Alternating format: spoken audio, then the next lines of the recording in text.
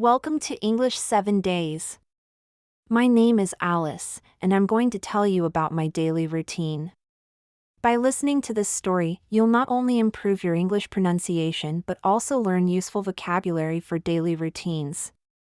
I'm going to speak slowly so you'll have time to understand every word. But remember, it's practice that will take you to perfection. The more you listen and repeat, the better your English will become. Are you ready to hear my story? Let's go! The alarm clock rings. It's 6:30 a.m., and my body still feels wrapped in sleep. My eyes are closed, and the comfort of my warm bed makes it so hard to get up. But I know the day has begun, and I can't stay in bed forever. Slowly, I stretch my arms and take a deep breath. It's a struggle, but it's time to wake up. I drag myself out of bed and head to the bathroom. The cold tile floor feels shocking against my bare feet. I splash my face with cold water, trying to shake off the sleepiness. It helps a little, but not enough. I need coffee. Walking into the kitchen, I start the coffee maker. While I wait for the coffee to brew, I check my phone. Just a few messages from friends, some emails, and way too many social media notifications. I scroll through them quickly, but the sound of the coffee machine gets my attention.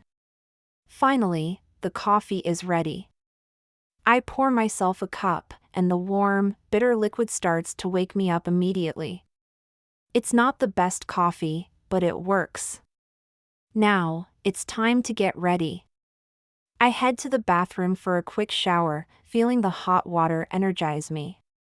Once I'm done, I move to my closet and pick out clothes without much thought. I choose something simple and comfortable, knowing I'll be on my feet all day. After getting dressed, I grab my backpack, put on my headphones, and head out the door.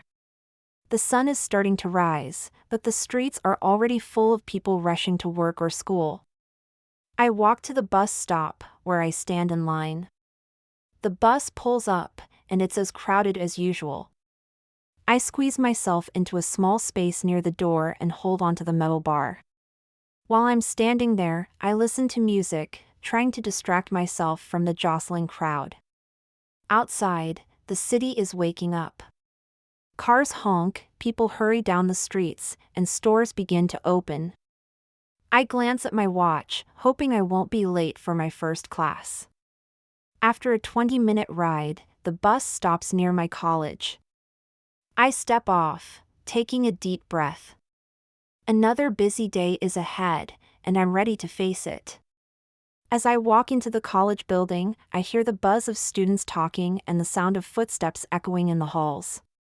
Doors are opening and closing, and everyone seems to be rushing to their classes.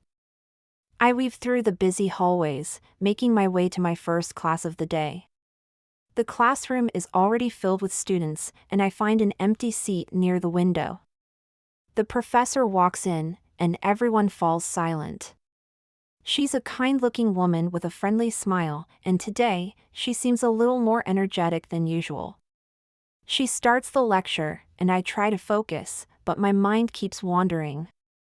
I glance around, noticing a few students looking at their phones, while others are taking notes with great attention. I pull out my notebook and start writing down key points from the lecture. Some professors are passionate about their subjects, making every word exciting. Others, like today's, speak in a more monotone voice. I try my best to stay focused, but it's not always easy. I write down what I can, but I can feel the weight of sleepiness creeping back in. The lecture lasts for about an hour and a half. When it finally ends, I stretch my arms and check my phone. Just a few messages from friends asking if I'm free later. I don't have much time to relax, though. It's time for a break. I walk to the cafeteria, where I meet my friends. The cafeteria is busy as usual, filled with students grabbing snacks and chatting. We find a table near the window, and I sit down with my coffee. How's your day going? Sarah asks. Are you surviving the lecture? I'm alive, just barely, I reply, smiling. That professor has the best ability to put me to sleep. Same, she laughs. But you know, we all have to survive it. Anyway, what are your plans for the weekend? I take a sip of my coffee before responding. I was thinking about going to the park, maybe catch a movie. What about you? I have a family gathering, she says, rolling her eyes. It'll be fun, I guess. As we talk, I notice how easy it is to relax and enjoy a break with friends. We laugh about funny things that have happened during the week, share weekend plans, and even gossip about a few professors. But we also talk about the future, what we want to do after graduation. The conversation turns to dreams, career paths, and life after college. Our break feels short, but it's exactly what I need to recharge for the rest of the day. After finishing my snack, I grab my things and head to my next class. The lecture room is quieter now, with fewer students, but the energy is still high. I take my seat and prepare myself for the next round of learning. The afternoon passes quickly. I check the time and realize it's almost time for my internship. I gather my things and leave the building, heading for the bus stop. The streets are a little less crowded now, as most people are already at work or finishing their classes. I wait at the bus stop for a few minutes before the bus arrives. The ride is short, and soon I'm at the office where I work as an intern. It's a small company, but I've learned so much in the few months I've been here. My boss is strict but fair, and the coworkers are helpful and friendly.